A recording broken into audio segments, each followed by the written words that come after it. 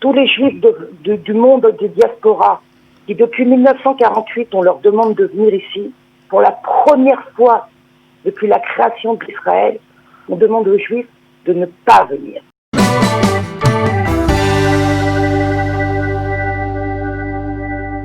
Se dirige-t-on vers une réouverture des hôtels et aussi de quelle manière ces hôtels et sous quelles conditions ces hôtels seront réouverts à Eilat et à la mer Morte? Pour en parler et aussi pour parler de la situation générale des agents de voyage actuellement, nous sommes ce matin en ligne avec Yael Moshinsky-Barkaï. Yael, bonjour. Bonjour. Merci d'être avec nous. Vous êtes agent de voyage depuis combien de temps? 32 ans. 32 ans. Donc, vous connaissez bien ce domaine, cette branche. Je suppose que vous avez vu pas mal de choses depuis donc ces 32 ans dans cette branche du voyage. On va parler un tout petit peu parce que c'est encore pas très clair, mais on parle en tout cas, il y a certaines propositions qui sont sur la table pour réouvrir des hôtels à Eilat et à la mer Morte. Alors, est-ce qu'on sait sous quelles conditions cette réouverture des hôtels pourra se faire? Non, pour le moment, il n'y a aucun protocole qui a été divulgué. On ne sait absolument pas si ce sera comme la dernière fois, c'est-à-dire avec une distanciation entre les personnes à la piscine, certains petits déjeuners donnés sous forme de boîte ou à table, les spas qui sont fermés. On ne sait pas du tout comment ça va se passer. On n'a encore aucun protocole de donner là-dessus et la date n'est pas encore confirmée. Donc c'est encore... que les spas doivent ouvrir le 1er novembre. Ouais. Donc ça donne quand même espoir à ce que les hôtels aussi ouvrent le 1er novembre. Mais il n'y a rien de confirmé du tout. Ouais, donc c'est encore très vague. On est, je suppose, toutes les personnes qui travaillent un peu dans cette branche du voyage et du tourisme sont encore dans l'explicative. Comment se passe cette période? Je suppose depuis déjà, vous êtes le 4 mars, on a eu officiellement l'information qu'il n'y avait plus de vols sur l'Europe. D'accord. Donc, on va dire que le 5 mars, dans la majorité des cas, les agences de voyage en Israël ont fermé. Et les employés ont été mis au chômage technique et les indépendants en rien du tout. Voilà. Alors comment on passe cette période? C'est très difficile. C'est énormément de bénévolat. C'est-à-dire que tous les gens qui ont eu la gentille idée de ne pas passer par des agents de voyage, mais sur Internet, se sont retrouvés dans une situation extrêmement difficile parce que les compagnies aériennes ont fermé leurs bureaux. Les clients ne pouvaient plus joindre aucun bureau. Donc, du bouche à oreille, en tous les cas, je parle pour moi.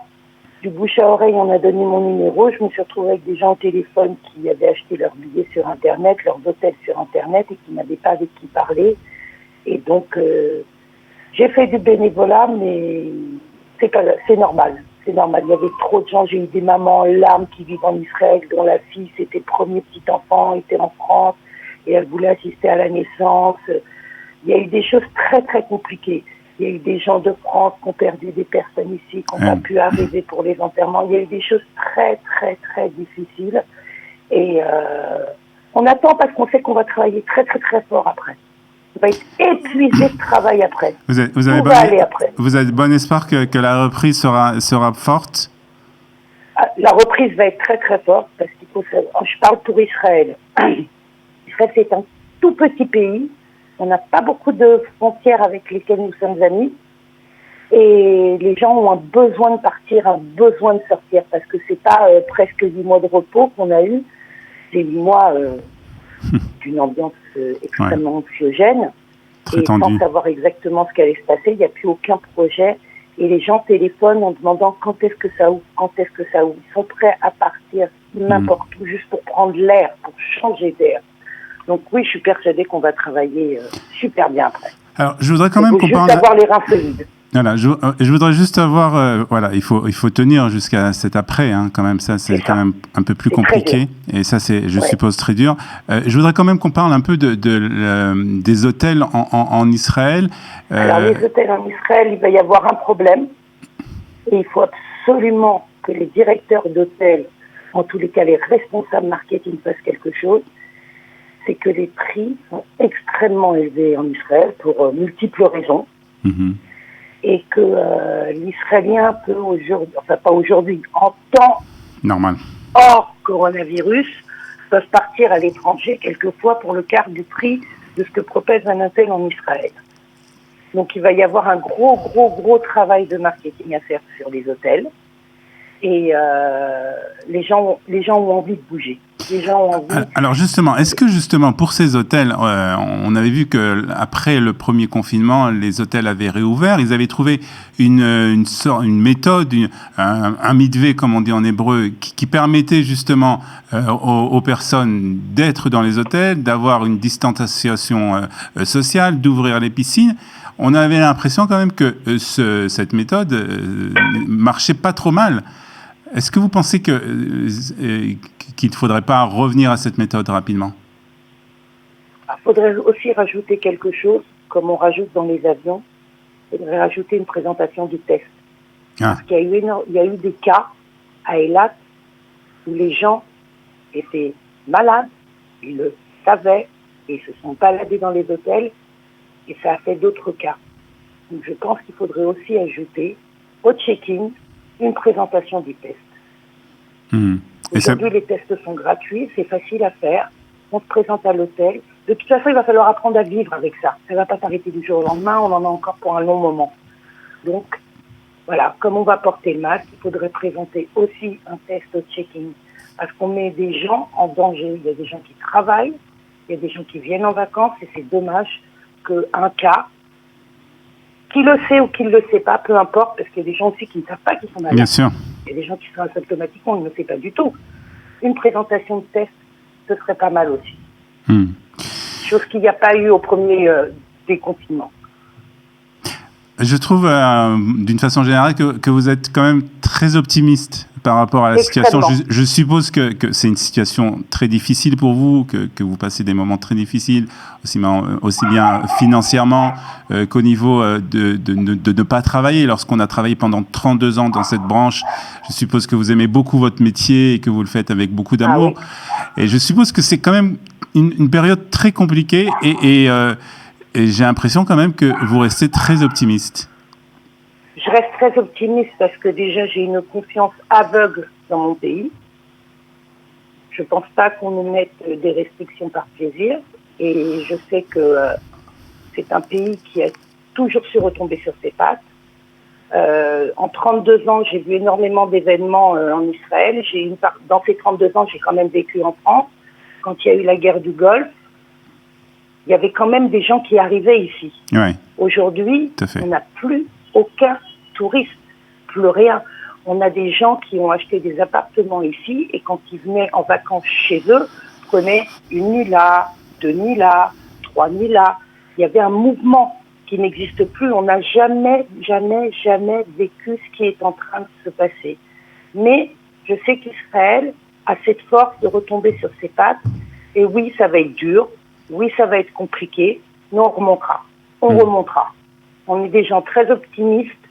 Je pense que ce pays a vu beaucoup de choses et elle s'est toujours battue. C'est un pays qui s'est toujours battu et c'est un pays qui ne voit que le bon côté des choses. Donc ça va passer. C'est dur, c'est très difficile, bien sûr. Mais on va y arriver. On va mettre du temps, beaucoup de temps. Air France, j'ai lu un article d'Air France, de la directrice d'Air France qui disait que le flux qu'on avait avant le coronavirus ne reviendrait pas avant 2023. Ouais. Donc, ça va mettre du temps, c'est évident. Et puis, on va apprendre à vivre autrement, on va apprendre à voyager autrement. Vous pensez aussi que la façon de voyager, la façon de faire ses vacances, la façon d'aller à l'hôtel va changer? Je vais vous poser une question. Vous avez envie de partir où, vous, en vacances? Là, maintenant, dans les conditions actuelles. Pardon, j'ai pas entendu. Je vous pose une question. Allez-y. Vous, personnellement, oui. Dans les conditions actuelles, vous avez envie d'aller où? À l'étranger. Voilà. Juste aller prendre l'air. Exactement. Voilà. Donc, il y a la personne qui va aller prendre l'air et il y a la personne qui va avoir peur d'aller prendre l'air. Donc, la personne qui va avoir peur d'aller prendre l'air, elle restera dans le pays. Et si on ouvre nos frontières, vous pourrez aller prendre l'air si vous n'avez pas peur. Mais tous les juifs du monde de diaspora qui depuis 1948, on leur demande de venir ici. Pour la première fois depuis la création d'Israël, on demande aux Juifs de ne pas venir. Ouais. C'est la première fois. Et en plus de ça, il faut savoir que ça fait quelques années, Israël s'est ouvert à un tourisme autre que le tourisme ethnique. Il y a des gens du monde entier qui viennent en Israël, qui voient Israël, qui visitent Israël et qui rentrent avec de magnifiques images et qui racontent à d'autres gens qui ne connaissent pas Israël, qui ne savent pas ce qu'est Israël. Et ça, il y a eu vraiment ces dernières années, moi je le vois parce que je fais aussi beaucoup de réceptifs, c'est-à-dire que j'accueille aussi beaucoup de touristes en Israël. Et je vois des gens qui n'ont aucun rapport avec ça, qui ni sont juifs, ni ont de famille, ni ont des affaires, rien, qui viennent visiter, comme ils vont au Maroc, comme ils vont aux États-Unis, comme ils vont n'importe où, et qui reviennent. Je n'ai jamais eu un client, je parle des non-juifs pour le moment, Bien sûr. un client non-juif qui a été mécontent. Je vais vous raconter une histoire. Allez-y. Lors de la dernière guerre, j'étais encore à Paris, que j'ai fait des allers-retours. Je suis montée il y a 27 ans, je suis repartie, je suis revenue. Lors de la dernière guerre, j'étais à Paris et j'ai un couple de personnes de 65-70 ans qui viennent et qui me disent, voilà, on voudrait visiter Israël, c'est notre rêve. Ok, pas de problème, je leur prépare tout un programme dans le pays. Ils visitaient tout Israël avec leur voiture. Ok, arrive la guerre. Ils m'appellent, qu'est-ce qu'on fait? J'ai dit, écoutez, pour le moment, on ne peut rien faire. Si vous annulez, vous perdez. Bon, on va attendre. La veille du départ, ils m'appellent et me disent, écoute, qu'est-ce que vous feriez? J'ai dit, ne me posez pas la question, moi j'y vais. Moi, je sais qu'il y a des gens qui vivent là-bas. Donc, moi, j'y vais. J'ai pas peur. Mais ne me posez pas la question parce que moi, je suis une vraie sioniste. Je me dis, OK, on va y aller. Tous les jours, ces gens m'ont appelé.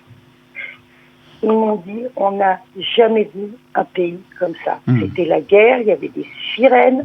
Ils m'ont dit, on a appris à sortir de notre voiture. Les hôteliers nous ont dit comment il fallait faire.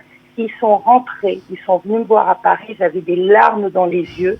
Et ils m'ont dit, on aurait regretté de ne pas faire ce voyage dans ces conditions-là. Donc, c'est un pays qui peut accueillir énormément de personnes. Oui, on a des problèmes de service. Oui, c'est vrai que c'est un peu difficile de temps en temps dans les hôtels, qu'on nous dit pas beaucoup bonjour, qu'on nous dit pas beaucoup merci. Mais il y a une atmosphère où chacun se sent chez soi, ici, même celui qui, à la base, ne devait pas avoir d'attirance pour ça. Donc oui, j'y crois. Oui, ça va recommencer. Aujourd'hui, on est recité encore en exemple de la façon dont on manage le coronavirus. On a été félicité dans le monde, on a été critiqué, on nous réannonce comme étant un exemple. Donc oui, il y a de l'espoir. Il y a de l'espoir. Ça va être long, mais il y a de l'espoir. Très bien. En tout cas, pas du tout espoir là-dessus. En tout cas, merci beaucoup pour ce message d'espoir, et Yael. Merci d'avoir été avec nous. Et puis, on va vous souhaiter bonne continuation. Et on espère que très prochainement, vous pourrez reprendre le travail, le métier que vous aimez tant. Merci beaucoup, Yael, d'avoir été avec nous ce matin sur Studio Qualité.